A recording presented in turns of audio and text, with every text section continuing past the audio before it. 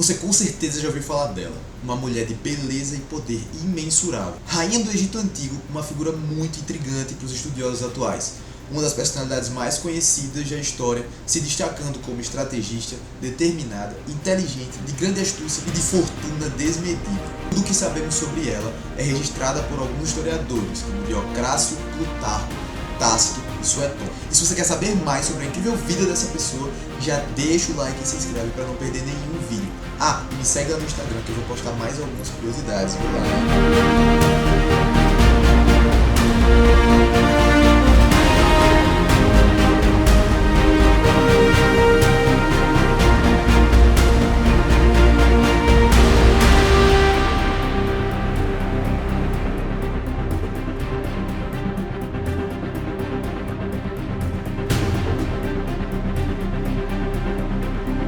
Nascida em 69 a.C., Cleópatra pertencia à dinastia Ptolemaica, que manteve seu poder sobre o Egito Antigo por 3 séculos. Essa dinastia foi marcada por casamentos e assassinatos entre os membros da própria família, começando a dar seus primeiros passos após a morte de Alexandre o Grande. Inclusive, se você quer saber mais sobre ele, clica aqui no card. Um dos ancestrais de Cleópatra fica com um pedaço do império e governa a partir de Alexandria, que se tornaria a capital do Egito Antigo e maior centro cultural da época. Lembrando que a Cleópatra que estamos falando aqui é a sétima, teve outras 6 antes dela. Ela viveu em um palácio muito luxuoso, cheio de riquezas e com ornamentos belíssimos. Local espaçoso, possuindo mais de 100 quartos.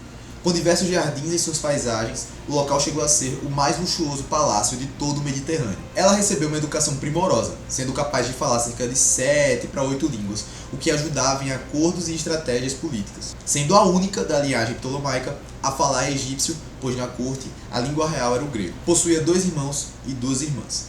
Quando a mãe de Cleópatra faleceu, sua irmã Berenice tomou o poder, mas não ficou muito tempo e acabou sendo morta pelo próprio pai. É uma linhagem complicada, como eu já disse, né? Inclusive, mais tarde, outra irmã de Cleópatra seria exilada e posteriormente executada por Marco Antônio, amando de sua própria irmã. E o destino de seu irmão Ptolomeu XIV não foi diferente. A Cleópatra começou a governar o Egito com apenas 17 anos após a morte de seu pai. E para manter a tradição de sua linhagem, ela se casa com seu irmão Ptolomeu XIII, que tinha apenas 13 anos na época. Influenciado por seus conselheiros e sede de governar, o jovem faraó começa a tramar contra sua irmã.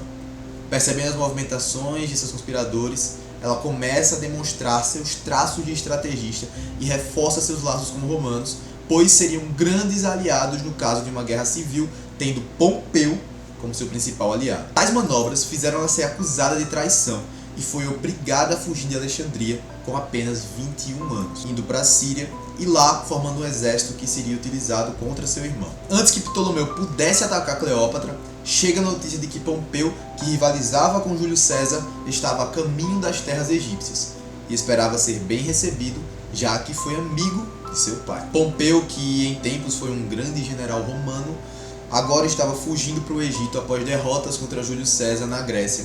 Mas isso é um assunto para um outro vídeo. Preocupados em ajudar Pompeu e ser uma afronta a César, além dele talvez ajudar Cleópatra, inquietos com a decisão, Teodoto, um dos conselheiros de Ptolomeu, usa a seguinte expressão: os mortos não mordem.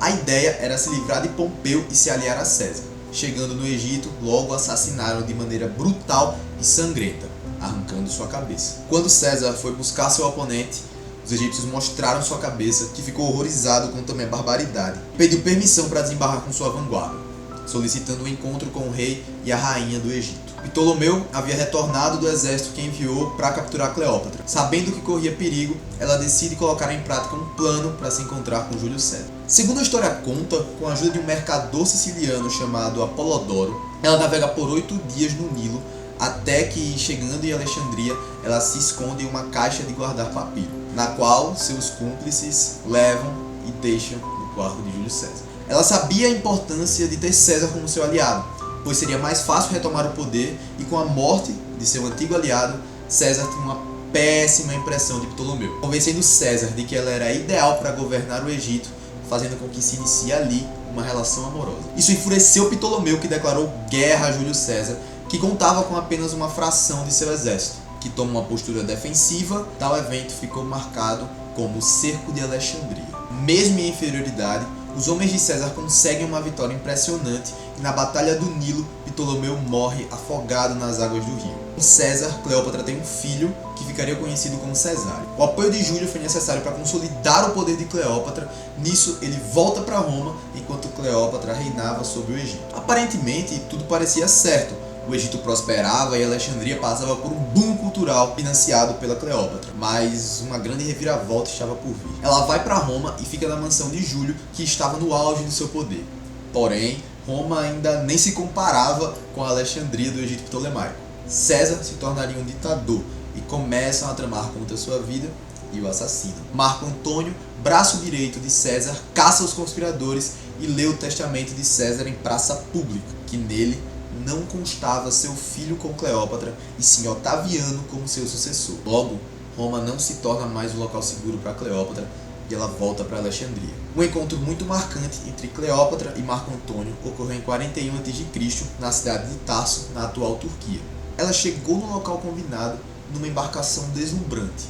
O navio possuía uma popa feita de ouro, seus remos tinham acabamento em prata e suas velas eram da cor púrpura. E a navegação era acompanhada por músicas de artistas que tocavam lira e flauta. A rainha estava lá, bem enfeitada, enquanto era abanada por seus servos. Enquanto desfilava pelas águas, todos pararam o que estavam fazendo para presenciar a chegada triunfal da Cleópatra, que convida Marco para ir a Alexandria. Envolvido romanticamente com a rainha, ele precisa retornar e passam a se comunicar por correspondências. Um tempo depois, ela dá à luz a um casal de gêmeos, Hélio, que significa sol, e Selene, que significa lua. Ele fica perdidamente apaixonado por Cleópatra, mesmo retornando para os braços de sua esposa Fúvia, e após a morte de sua esposa, ele pode se aproximar de Cleópatra. Porém, Otaviano não acha viável um militar tão poderoso se unindo com Cleópatra, e faz com que sua irmã Otávia se junte com ele. Marco Antônio, Otaviano e Lépido formavam o segundo triunvirato. Depois Lépido se afasta um pouco e o poder era dividido entre os dois. Otaviano governaria as províncias ocidentais e Marco Antônio as províncias orientais. Apesar de estar casado, o romance de Marco e Cleópatra não havia cessado, o que irritava Otaviano. Eles se encontrariam na cidade de Antioquia, onde oficializaram a união. O casal realizara muitas festas e banquetes que demonstravam a soberania e a riqueza dos dois. Porém, ele precisa sair do Egito após ataques na Ásia Menor e na Síria pelo Império Parto, herdeiro da tradição cultural da Pérsia Antiga. A insatisfação de Otaviano com a relação dos dois e o medo de perder o poder em boa parte de suas províncias dá início a uma guerra civil em 31 a.C. Cleópatra acompanha Marco Antônio, mas quando vê que a situação está pendendo para um lado, ela retorna para Alexandria e anuncia para o povo um falso triunfo. Otaviano obtém uma vitória decisiva na Batalha de Ácio, que marca o fim da República e o início do Império Romano. Enquanto isso, Cleópatra trabalha para manter seus aliados e agia incansavelmente para que Marco Antônio pudesse se reerguer. Entretanto, depois da derrota, ele não é mais a mesma pessoa. Otaviano manda um comunicado para Cleópatra que se ela assassinar seu marido, receberá perdão. Sem dar ouvidos à proposta, ela segue tentando reanimar Marco Antônio. Enquanto isso, buscava um veneno que fosse indolor. A rainha estava se preparando para o pior. O fim de Marco Antônio foi trágico. Enquanto Cleópatra tentava fugir do exército de Otaviano, que havia chegado em Alexandria, chega a notícia de que sua amada tinha falecido. Inconsolável, ele pega sua espada e finca fortemente no próprio peito. Porém, o golpe não foi fatal e ele não morreu de maneira imediata. Assim, enquanto sangrava e sofria, ele descobre que ela ainda está viva e pode se encontrar uma última vez com a monarca egípcia. E foi nos braços da amada que ele deu seus últimos suspiros. Quando ela chegou, ele já tinha perdido muito sangue e não tinha muito o que fazer. Antes de morrer, ele pede para que ela colabore com o inimigo a fim de poupar sua vida e a de seus filhos. A Cleópatra, desolada, começa a ferir a si mesma com socos e arranhões, acompanhados por gritos de dor e desespero, que acabaram a infeccionando. Após ser capturada, ela foi obrigada a tratar seus ferimentos. Ela queria ter a sua própria vida, mas Otaviano ameaçava a vida de seus filhos caso a fizesse. Por amor, ela trata suas feridas. Ela é presa em Alexandria, mas ela era forte e resistente e não queria se render ao inimigo e se tornar uma refém ou prisioneira. Cesariano é assassinado, assim Otaviano se consolidaria como o único sucessor de César. Os demais filhos foram criados por Otávia, ex de Marco Antônio. Cleópatra era muito vigiada, pois já havia tentado contra a própria vida 2 vezes. Mas nem todo esse cuidado foi suficiente para impedir a obstinada rainha, pôs fim à própria existência, deixando uma carta que queria ser enterrada junto a Marco Antônio. O fim de sua vida é meio incerto. Algumas fontes dizem que ela se deixou picar por uma serpente e morreu por conta do veneno. Outras dizem que ela tomou um forte veneno. Não sabemos, o fato é que ela foi encontrada em cima de um divã e, segundo consta alguns relatos, ela estava com aparência serena e vestida em belos trajes. Seu funeral foi sereno e elegante, digno de uma rainha egípcia, sendo enterrada ao lado de Marco Antônio. Após sua morte, o Egito se tornou uma província romana, dando fim à dinastia ptolemaica na região.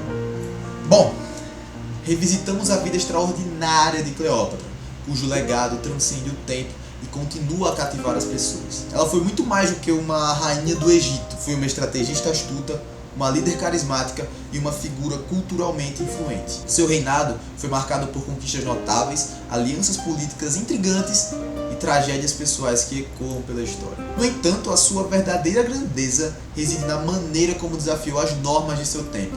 Abraçou sua feminilidade e navegou habilmente em um mundo dominado por homens. Ao explorarmos sua vida e seu legado, somos confrontados com questões sobre poder, amor, traição e o desejo eterno de deixar uma marca duradoura neste mundo. Que a história de Cleópatra nos inspire a buscar nossa própria grandeza e enfrentar desafios com resiliência e a deixar um legado significativo nesse mundo.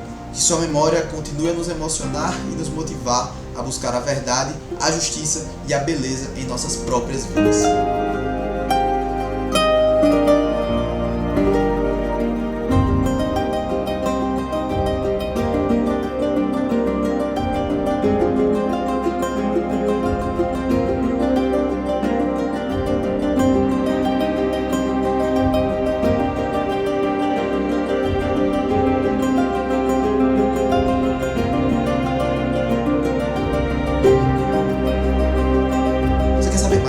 Figuras históricas, já deixa aqui o seu like e se inscreve para não perder nada. Eu tenho certeza que o vídeo da próxima semana vai te interessar, vê lá, hein? Nosso objetivo aqui é criar uma comunidade de amantes da história, então já deixa no comentário qual figura histórica você quer ver no próximo vídeo. Sua participação é crucial para a gente continuar trazendo conteúdo de qualidade.